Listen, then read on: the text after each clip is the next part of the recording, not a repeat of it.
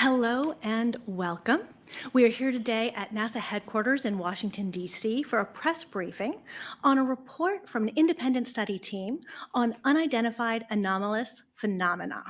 We have four speakers here today. We have Bill Nelson, our NASA administrator, Nikki Fox, the Associate Administrator for the Science Mission Directorate, Dan Evans, the Assistant Deputy Associate Administrator for Research within the Science Mission Directorate, and David Spergel, who is the president of the Simons Foundation and was also the chair of this particular independent study team. I will ask everybody in the room to please silence your cell phones. We will get started with everybody giving a few opening remarks, and then we will take questions. We will take questions both in the room and then from the phones. And for now, I will hand it over to the administrator. Thanks so much, and thanks for coming today. NASA searches for the unknown in air and space. It's in our DNA. From digging on Mars with the Perseverance rover in those little titanium tubes that we intend to go back and pick up, digging in a dry lake bed near the mouth of a river. Now we're going up to the top of the cliff where the scientists feel that there could be the best examples of if there were life there millions of years ago. Whether we're dealing with Perseverance or the James Webb Space Telescope, which searches for exoplanets with signs of habitability, we are looking for signs of life, past and present. And it's in our DNA to explore and to ask why things are the way they are. In June of last year, NASA commissioned an independent study team to examine unidentified anomalous phenomena. We did so with a few goals in mind. First, to examine how NASA can use our expertise and instruments to study UAP from a scientific perspective. Second, shift the conversation about UAP from sensationalism to science. And to make sure that whatever we find or whatever we recommend, to make sure that information is shared transparently around the world. There's a global fascination with UAP. On my travels, one of the first questions I often get is about these sightings. And much of that fascination is due to the unknown nature of it. Think about it. Most UAP sightings result in very limited data. That makes it even more difficult to draw scientific conclusions about the nature of UAP.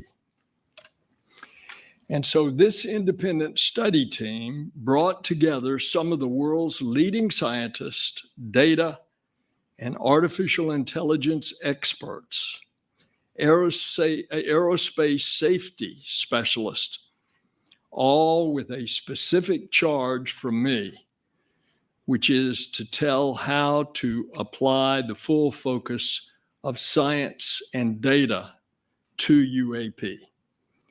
And this is the first time that NASA has taken concrete action to seriously look into UAP. And this independent study team was just that, independent. Now, NASA has a statutory authority to look for life in the universe. And when you think of the universe, and especially what we have learned from the James Webb Space Telescope, how vast that it is. We knew before, and it was a NASA scientist, Dr. John Mather, who got the Nobel that determined that the universe was 13.8 billion years old. And over the years, particularly accelerated in the last century, we have an understanding that, of course, ours is not the only galaxy. And there are billions and billions of galaxies, and each of those galaxies, including our own, have billions and billions of stars. And with the James Webb looking at the exoplanets, we are now beginning to discover, and somewhere out there, we will discover another medium-sized stony planet around a medium-sized sun or star at just the right distance, not too far, not too close, with a tilt in its axis that rotates, that has carbon, that will have a habitable atmosphere. If you ask me, do I believe there's life in a universe that is so vast that it's hard for me to comprehend how big it is? My personal answer is yes. But I asked some of our scientists. As a matter of fact, the Washington Post editorial board asked us to come down to the question, what is the mathematical probability that there is life out there in the universe? And if you calculate in billions of stars, in billions of galaxies, that there's replicated what I just said, another stony planet. The answer was, what's the likelihood? At least 1 trillion. That's from our scientist. So we start this without any preconceived notions, but understanding that we're in a world of discovery. And we, NASA, have taken for the first time concrete action to seriously look into UAP. And this independent study team is exactly that. It's independent. They work to develop recommendations about how NASA could better examine them from a scientific perspective. And the top takeaway from the study is that there is a lot more to learn. The NASA independent study team did not find any evidence that UAP have an extraterrestrial origin. But we don't know what these UAP are. That's why I'm announcing that NASA has appointed a NASA director of UAP research. They are being tasked with developing and overseeing the implementation of NASA's vision for UAP research. We will use NASA's expertise to work with other agencies to analyze UAP.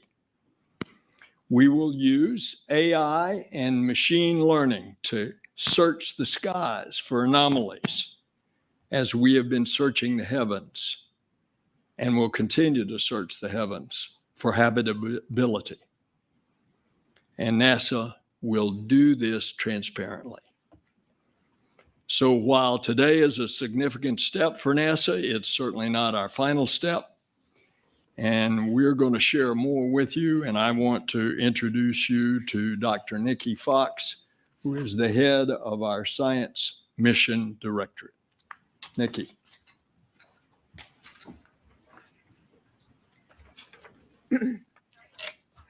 Good morning, and thank you so much, Administrator Nelson. It's always tough to follow Bill. He's such a great speaker. But I want to thank the independent study team for their amazing service on the study and for their continued contributions towards the advancement of our nation's understanding of unidentified anomalous phenomena. UAP, as Bill just eloquently said, UAP are one of our planet's greatest mysteries. And it's really due to the limited number of high quality data that surrounds such incidents and often renders them unidentifiable. While there are numerous eyewitness accounts and visuals associated with UAP, they're not consistent, they're not detailed, and they're not curated observations that can be used to make definitive scientific conclusions about the nature and the origin of UAP. The language of scientists is data, and data points towards a scientific conclusion to what the nature and the origin of UAP could be. That leads us to why we're here today. The independent study team's report is now public, and it can be found at science.nasa.gov/UAP. While NASA is still working to evaluate the report and to assess the independent study team's findings and recommendations, NASA is committed to immediately contributing to the federal government's unified UAP effort. And as you heard, we have appointed a director of UAP research. In their role, they will centralize communications, resources, and data analytical capabilities across the federal government to establish a robust database for the evaluation of any future data. Additionally, our Director of UAP Research will also leverage NASA's expertise in artificial intelligence, machine learning, and space-based observation tools that will support and enhance the broader government initiative into UAP. They will serve as NASA's point of contact for government entities, but especially for the All-Domain Anomaly Resolution Office, or AARO. And this will ensure our coordinated efforts and effective communication channels. Beyond our Director of UAP Research, NASA will also advance citizen reporting by working with the public and commercial pilots to collect a broader set of data to add to the vast data repositories to not only contribute to a broader, more reliable data set for future UAP incidents, but to also contribute to the destigmatization of the important study of UAPs. And with that, it is my great pleasure to hand over to Dr. Dan Evans, who is the NASA official responsible for supporting this amazing study.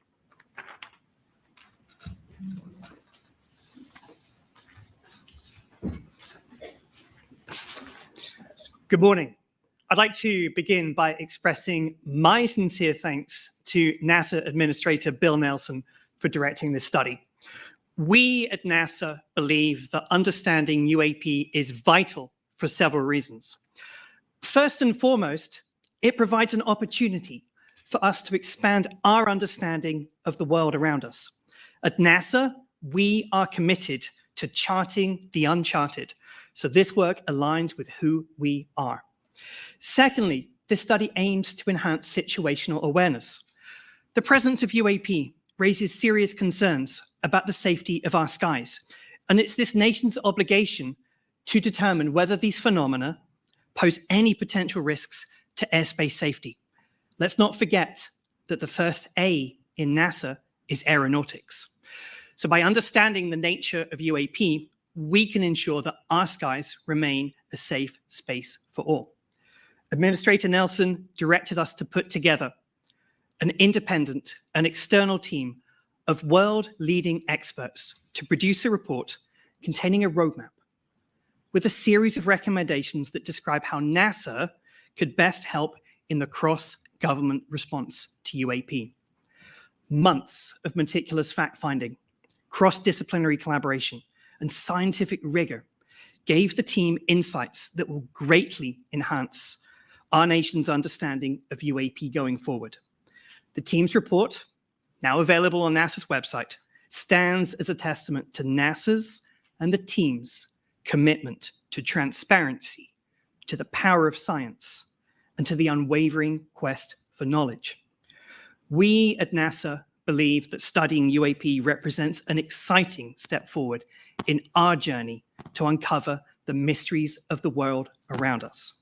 By embracing a scientific lens, we have ensured that our work is evidence-based and data-driven. And by valuing transparency and openness, we have aimed to foster trust and collaboration with the public. I'd like to conclude by extending my deepest gratitude to the team for their incredible dedication and service. Their efforts have been instrumental, and I truly appreciate the expertise and commitment that each of them have brought to this endeavor. And with that, I'll pass over to Dr. David Spergel, who chaired our study.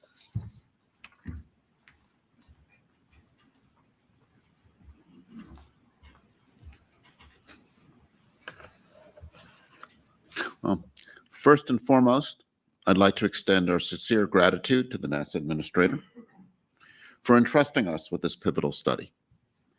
Your faith in our capabilities has been a driving force behind the panel's approach. The panel's comprehensive study into unidentified anomalous phenomena, or UAP, has led to several crucial findings, and I'd like to elucidate on our methodology and those findings this morning.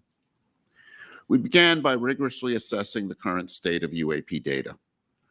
Our goal was not to repeat the work of the Arrow, but to understand the nature of the reports. Our goal was to produce a roadmap for NASA to contribute to the understanding of the nature of UAP events. We looked at NASA's assets. While they provide a comprehensive picture of the ocean, the Earth's surface and atmosphere for studying our evolving planet, they typically do not have the resolution needed for UAP events. However, by providing data on environmental conditions, they can complement other data on UAP. The current approach to UAP data collection has led to a limited sample of events and limited data. Stigma has limited reporting by pilots, both civilian and military, so we know there's missing data. For its analysis in other areas, NASA always takes a scientific approach of systematic data collection that involves calibrating instruments, multiple measurements, and ensuring sensor metadata. Most UAP events lack this quality of data. One of NASA's contribution to the broader governmental effort to bring these methodologies to create a data set is to bring these methodologies to create a data set that's both reliable and extensive. And once we have a large sample of well-characterized events, AI and ML tools, which are proving to be powerful in so many other applications, will likely prove helpful in identifying interesting anomalies. It is essential to clarify, based on our current findings and methodology, that we find no evidence to suggest that UAP are extraterrestrial in origin. Our focus is on understanding the phenomenon, however, regardless of the source. And previous work from the Arrow has shown that most events are explainable as planes, balloons, drones, weather phenomenon, and instrument features. And in any search for interesting anomalies, the first step is to eliminate the chaff of conventional events before moving on to identify novel phenomena. In this, the public's role cannot be overstated. The panel envisioned a framework that leverages crowdsourcing, possibly via smartphone applications, to capture a broader spectrum of data, ensuring more eyes and ears on the ground. Lastly, we delved into the safety concerns UAP present within U.S. airspace. By integrating UAP collection within our current aviation reporting system, the panel believes we can provide insights into potential safety risks. NASA can reduce the stigma associated with pilots reporting anomalies, and fundamentally, by studying events we don't understand, we advance our understanding. So in conclusion, with a rigorous methodology, collaborative efforts, public engagement, NASA can be a key player in the whole of government approach to understanding UAP. Thank you. Thank you so much to all of our speakers. We will start taking questions. For those in the room, we have a microphone over here that we would ask you to speak into. We will also be alternating with questions from those on the phone line. For those of you who are in the phone line, please press *1 to get onto the queue. We will try to answer as many as we can today. We'll see how it goes. Please, sir. Thank you very much. This is directed to Mr. Nelson. Thank you for being here. Two quick questions. One is, how can we make the determination of what something isn't when we don't know what it is? And B, after a careful review of the data, if it's determined that some, underline the word some 10 times, UFOs or UAP originate from a non-human intelligence, what's the plan to disclose that to the public? And can you identify yourself, please? James Fox. Thank you. I'm sorry, and what outlet? Independent media. Thank you. Well, let me repeat. It's on. Let me repeat what I said. I think it's important that you hear this word for word. The NASA independent study team did not find any evidence that UAP have an extraterrestrial origin, but we don't know what these UAP are. The mission of NASA is to find out the unknown. I've said several times in my comments here today that we, NASA, deal openly and we will be transparent on this. And we're trying to address the question of there's so much concern that there's something locked up, classified, and that the American government is not being open. Well, we are the American government and we are open, and we're going to be open about this. We don't, again, I'm going to repeat that statement, but we don't know what these UAP are, but we're going to try to find out. Thank you very much. And is there a plan in place if it is determined that some of them represent or originate from a non-human intelligence to tell the public? Is there a plan, or? If we are what I said we intend to be, which is transparent, you bet your boots. We will say that. And I've tried to set the table for you by telling you what I personally believe in a universe that is so vast that could there be a replication of life on Earth elsewhere in another solar system that is so big? Of course, I believe that. The distances, it would have to be a very advanced civilization. The distances, light years, hundreds of light years, billions of light years. But whatever we find, we're going to tell you. Thank you very much. Great. And we'll move on to the next question. Please do identify yourself. Thanks. This is Joey Roulette from Reuters. Question for Bill Nelson or any of the other panelists. So you've appointed a director of UAP research. Have you named someone to that role?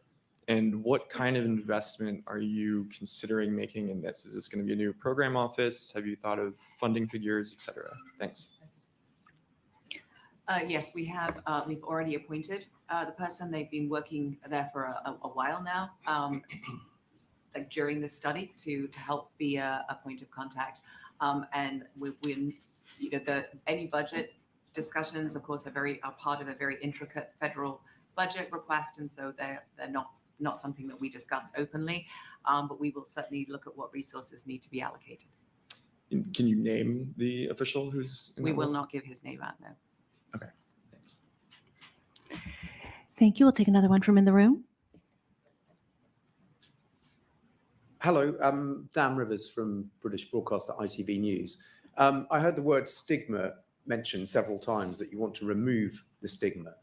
Is your message to pilots and other people that this is no longer the preserve of cranks and that you won't be laughed at and that you will take them seriously? Is that the takeaway?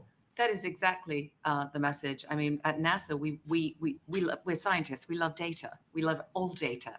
And if there is something that needs to be reported, and we want people to be able to feel that they can report that. We spoke in the open hearing that we had here just a few months ago. Dan, remind me when it was? May 31st. May 31st. And we actually talked then about we wanted to remove the stigma, and we also did not tolerate any of the abuse that some of our members of the panel were receiving, particularly on social media, for doing this really important scientific study. So absolutely, we want pilots and both, as Bill said, both private pilots, commercial pilots, military pilots to feel that if they see something, they need to report it. I want to say, and I want to repeat the way I said it, we want to shift the conversation about UAPs from sensationalism to science. I think of this in terms of the signs we see around for security, which say, if you see something, say something. I think in this context, we would summarize it as, if you see something, collect high quality data on it, because then we can learn. If I may, I just noticed in the report the Go Fast incident was one that was picked out, and that had been held up as an example of a very credible sighting that you seem to be pouring doubt on. Can you just talk to that? I mean, we looked at that as one example, and I think this is something that Arrow has actually done a very good job of going through the events. And most events are going to turn out, even if there are some events that in the end turn out to be something novel, most events are going to turn out to be conventional things, balloons, airplanes, and so on. I think of the process of discovery of anomalies as looking for a needle in a haystack. And if you want to find a needle in a haystack, you've got two choices. Either you know exactly what the needle looks like, and you design a very good filter to look for the needle. It's called match filtering in sort of AI work, machine learning, signal processing. Or you don't know what you're looking for. And with anomalies, that's really the case we're in. We're looking for things we don't understand. So if you want to find something strange in a haystack, you better know exactly what hay looks like. And you better be able to characterize that really well. And that's why in a process like this, and this is something that I think we bring to this as we look for anomalies, is you need to know what typical regular things look like under all conditions. You need to know what balloons look like when pilots see them, so under unusual conditions, so that you can eliminate those events.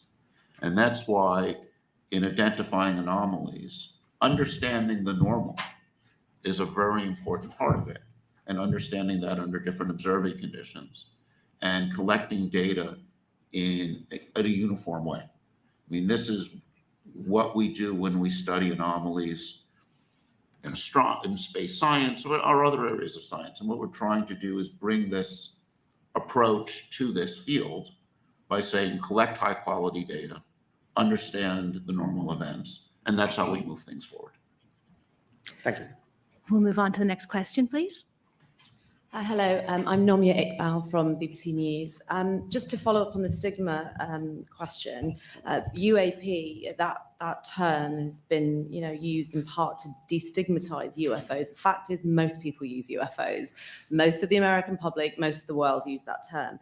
So I wonder, how much is the stigma still a problem for you, and what are you practically doing to about it, really, to convince people? And my second very quick question, in your report, I noticed that you said AI is a very essential tool for identifying rare occurrences.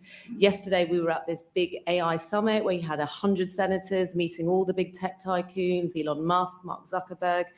And speaking to some senators afterwards, they said, we are concerned about AI, we need it to be regulated.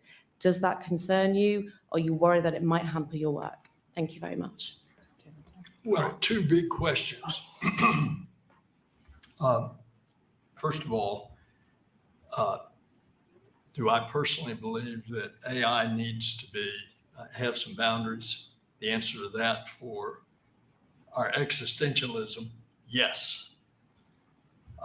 Can you do that within the appropriate bounds so that, as I said in my remarks, that we're going to utilize AI as one of the tools as we search for what is an answer to the UAP.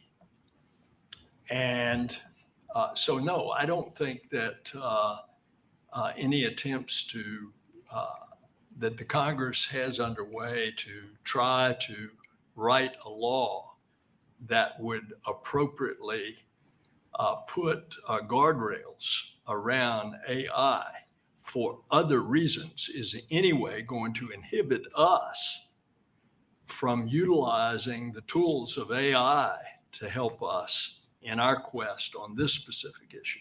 Now, what was your other question? Just how do you destigmatize the whole thing? Because I know you call it UAPs, but people don't refer it to in that way. Yeah. Well, there's a mindset. We all are entertained by Indiana Jones in the Amazon and finding the crystal skull. So there's a lot of folklore out there. That's why we entered the stage, the arena, to try to get into this from a science point. I think you can blame the X-Files for a lot of this as well. That possibly too, but just remember what I said. We NASA are trying to shift it from sensationalism to science. Thank you very much. Yes, ma'am. And we do have a long line in the room, but I want to give a couple chances to some people on the phone line. So I'm going to go to the phone for our first question there. Please do introduce yourself and ask your question.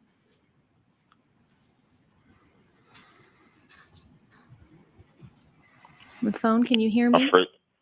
Our first question is from Marcia Dunn with the Associated Press. Your line is open. Yes, hi, Marcia Dunn, AP.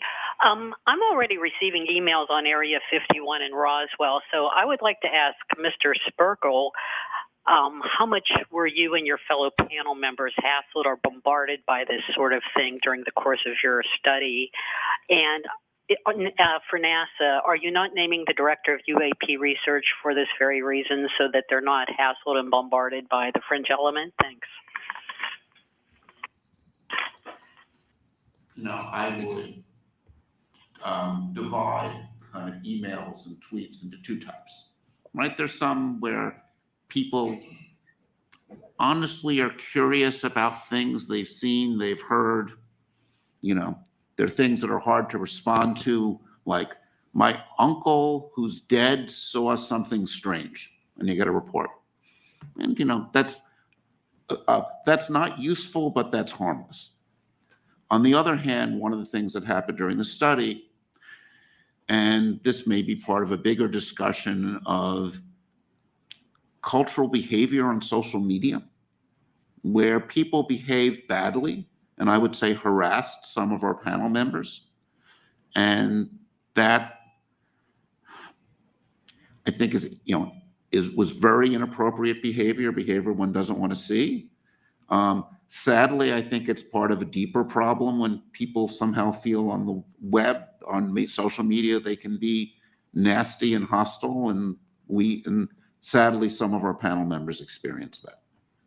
Yeah, I would just simply add to that to say that not only were some of the things that our panel members received during the course of this study simple trolling, some of them actually rose to actual threats.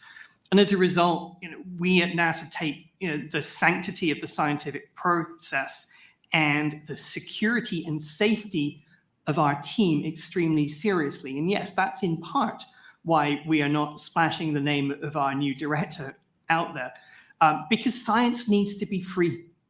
Science needs to undergo a real and rigorous and rational process, and you need the freedom of thought to be able to do that.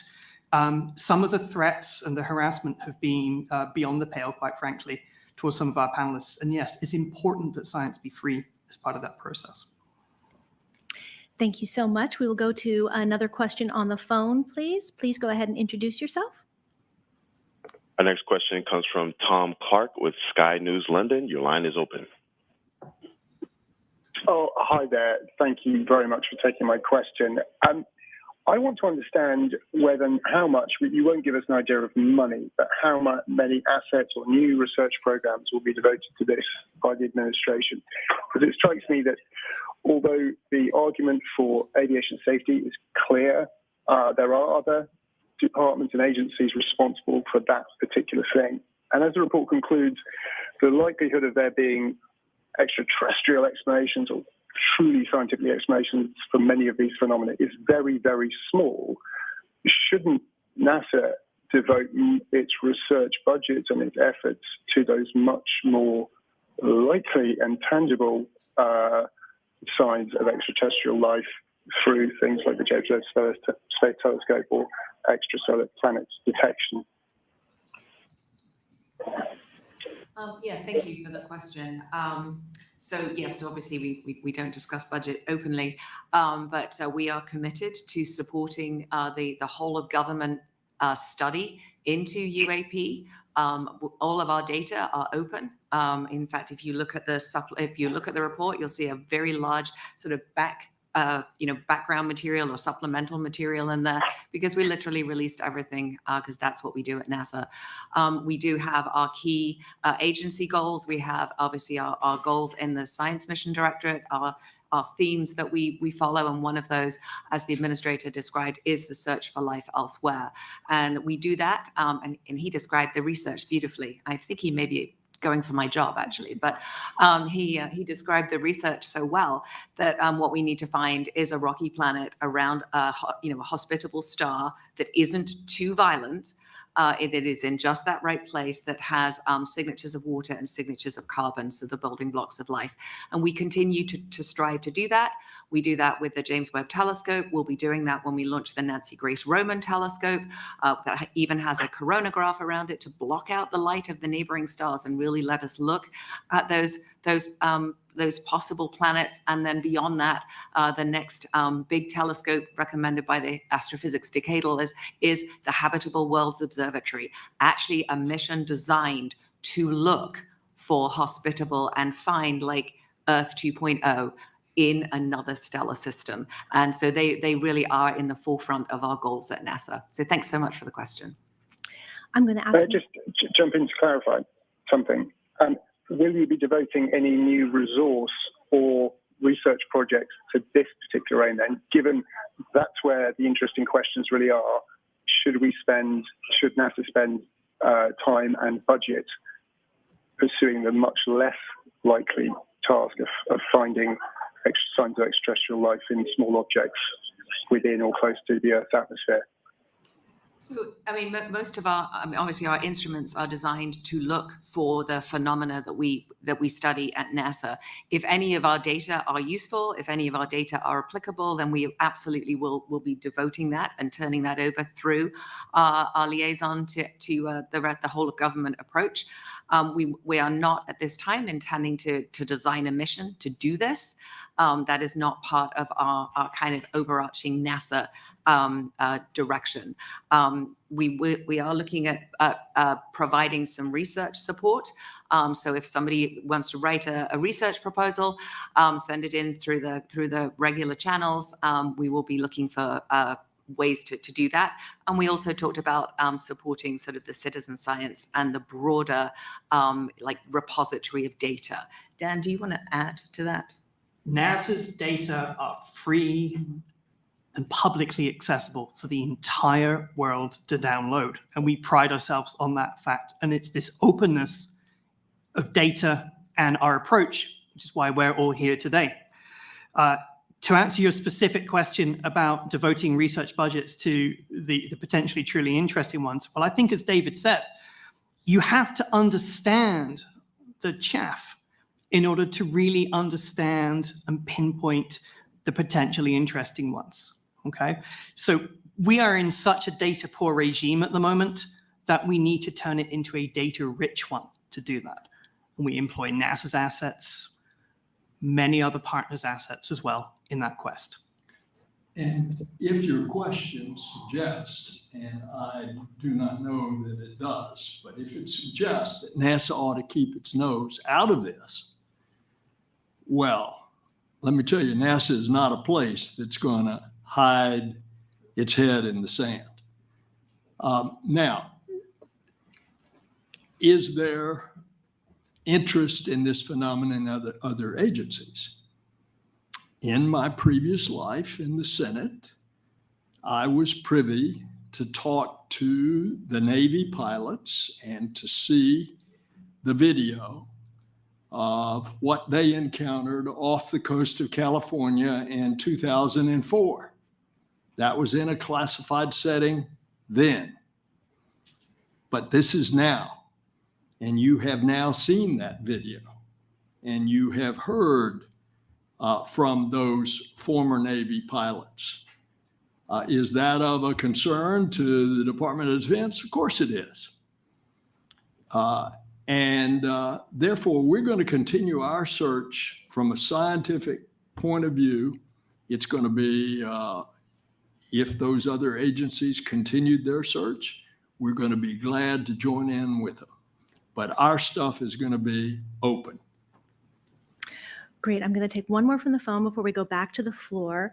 We have a lot of questions. I'm going to hope we can stick to sort of one per person and see how many we can get through. So one more from the phone, please. Our next question comes from Jeff Faust with Space News. Your line is open. Hi. I know the press release states that NASA is still evaluating the independent study team's report and its recommendations. Does NASA plan to publish a formal response to the report and its recommendations? And if so, what timeline can we expect to see that? So let me give you a quick preview about how this works. So we have only very, very recently received the report, and what you have seen today in our press release represents our initial actions in recognition of the urgency of this matter. And yes, we will be following up as appropriate with additional actions, yes, the recommendations, and act on them in light of budget and many other priorities. But we'll be announcing more in the future. Great, thank you. Please, back to the room. Identify yourself too, please. Good morning, Sam Cabral with BBC News Digital. We've been talking a lot about shift from sensationalism to science today. Has NASA been in touch with the Mexican authorities about the rather sensational revelations earlier this week of 2 allegedly non-human corpses? And what, if any, importance do you attach to these discoveries? I think David had to prep for that one. Well, this is something that I know I've only seen on Twitter. So it's, when you have unusual things, you want to make data public. I think of this as like NASA has one of the most valuable samples from outer space, lunar rocks. What do? We make them available to any scientists who want to work on this. We don't know the nature of those samples that were shown in front of them. If I was the Mexican government, I would are making recommendations to the Mexican government. That's not our charge here. We're doing this for NASA. My recommendation was, if you have something strange, make samples available to the world scientific community, and we'll see what's there. I'll just add that one of the main goals of what we're trying to do here today is to move conjecture and conspiracy towards science and sanity. And you do that with data, as David says. And that's the whole purpose of this study and this roadmap. Thank you. Thank you. Hi, Brandy Vincent from Defense Scoop. Thank you all for doing this. I actually have 2 lines of questions, if it's okay.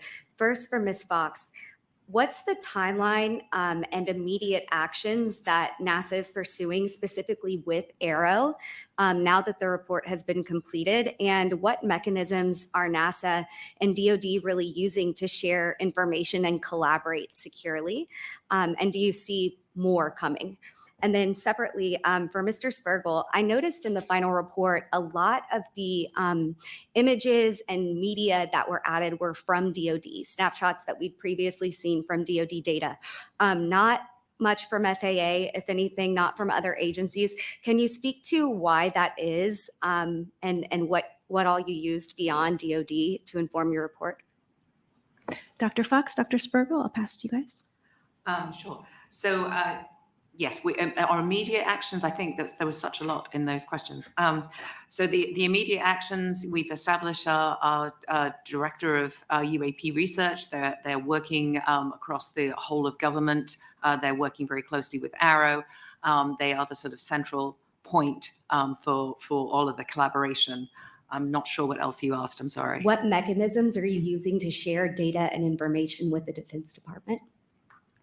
All mechanisms available to us. As Dan eloquently said, all of our data are open and public. So actually, I mean, we share everything with everybody, so everybody can access our NASA data. I mean, do you have like a specific repository or mechanism or channel specifically with DoD where you're sharing information? Can you just expand a little on how Arrow and DoD are working? So Arrow and NASA are working so deeply to share things. Sure. Do you want to take that? Yeah, sure. I'm happy to handle that. So as Nikki beautifully said, all of NASA's data is open and accessible to the public. If DoD on a specific instance need to tap our expertise, then there are obviously secure ways of doing that, and we've done that by appointing our liaison officer. And yes, we know how to talk to DoD in a classified space. But again, most of what we do is unclassified, and for good reason. And the answer is actually straightforward, that Arrow is the lead agency in the government. So FAA reported events go to Arrow. So they're the central collection agency. And that actually, if you go to the Arrow site, they have a pretty complete list of things they've analyzed and are trying to make public. Though with Arrow, and this is just something I think is worth repeating in the context of looking at images that come from military satellites and intelligence community. It's important to remember that images taken by military instruments are classified, not because of what's in the image, but because of the nature of the measuring instrument. And I think this is one of the unique things that NASA brings here, is NASA is about openness and transparency. When NASA makes measurements, NASA has across all of it does, this program of making its data open and available. And of course, because it's not making measurements with classified instruments, that enables it to do this. And that one of the things that NASA brings to this space. Thank you. And just a really quick clarification, because I think it's important. The NASA Aero liaison, is that official the same as your new UAP head of research? Yes. Thank you. All right, one more in the room before we go back to the phones for a couple. Thank you. My name is Jacob Jensen. I work for a Danish newspaper called Berlingske. My question is for Mr. Nelson. You said at the beginning of the meeting that that NASA will be transparent. Well, a month and a half ago, Mr. David Grush said under oath in Congress that the U.S. government is in possession of UAPs and extraterrestrial life. How can you be sure at NASA that other parts of the U.S. government is being transparent? I don't speak for other parts of the government, but I can tell you NASA, which I speak for, is open and transparent with our data. Do you believe what Mr. David Grush said, or is he lying?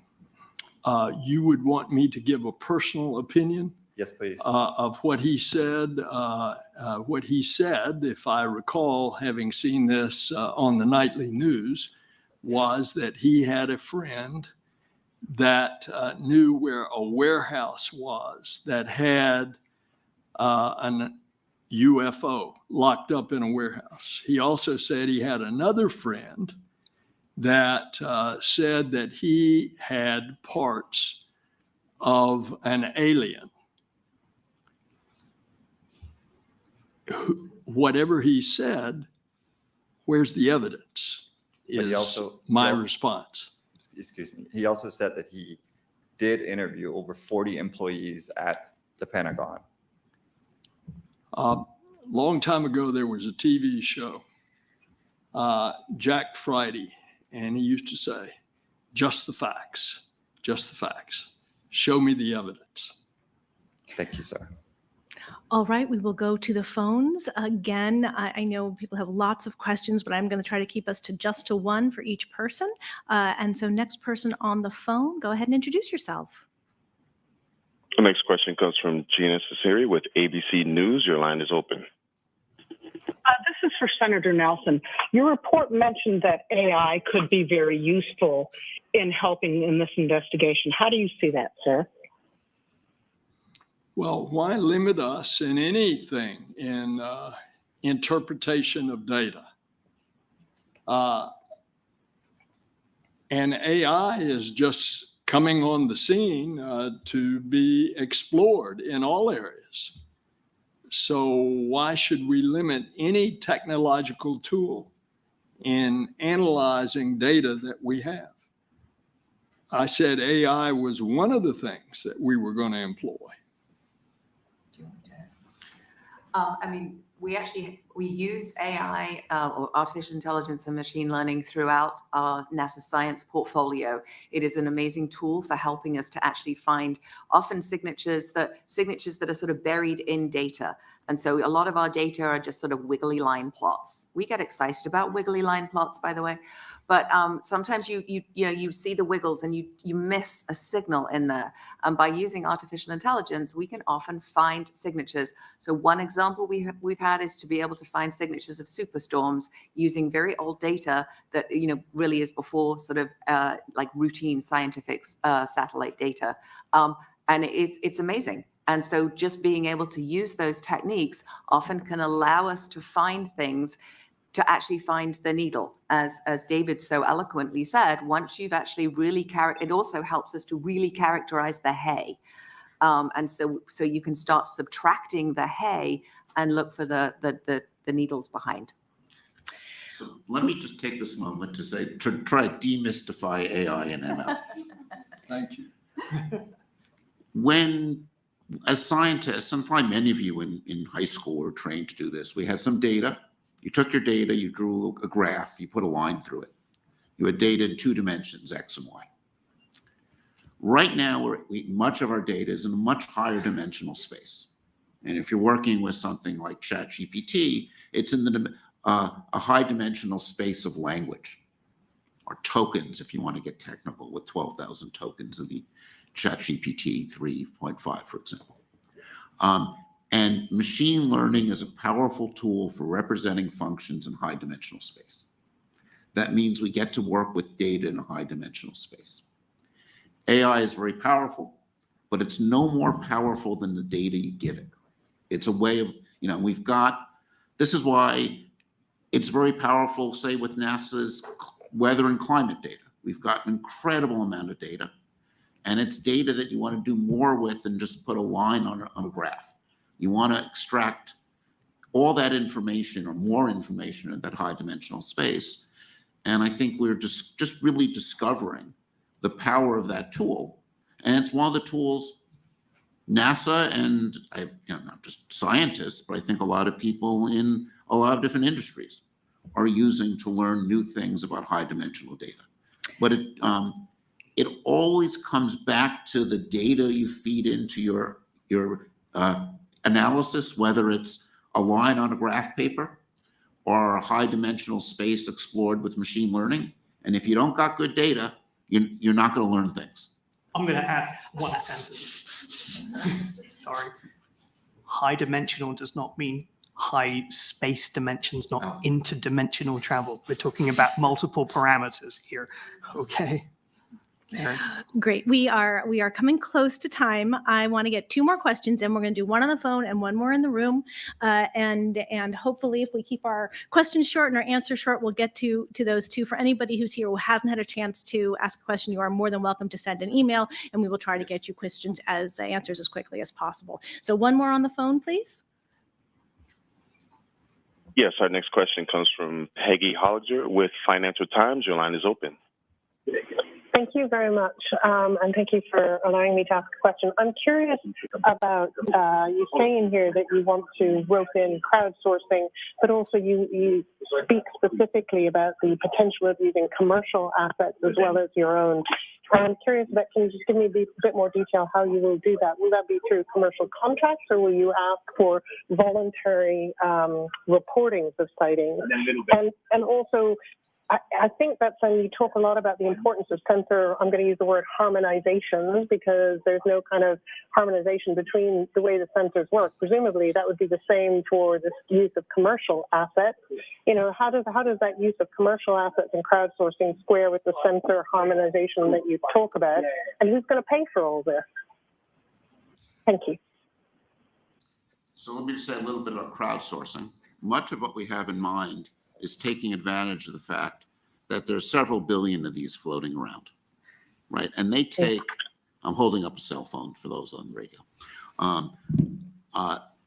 They take wonderful, high quality images, have high quality metadata, record local magnetic field, sound, gravitational field.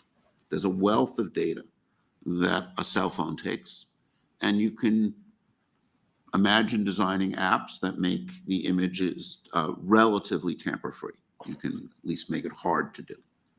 And I think if we have a collection where interesting events are collected by citizens, hosted, and you have multiple images of the same event, we will be able to learn a lot. And, you know, one of the things NASA supports is citizen science. And I think that the idea that if you see something you don't understand, collect data, we aggregate the data and we learn from it, is important in this context. And just, I think in some ways, an opportunity to engage the broader public in doing science.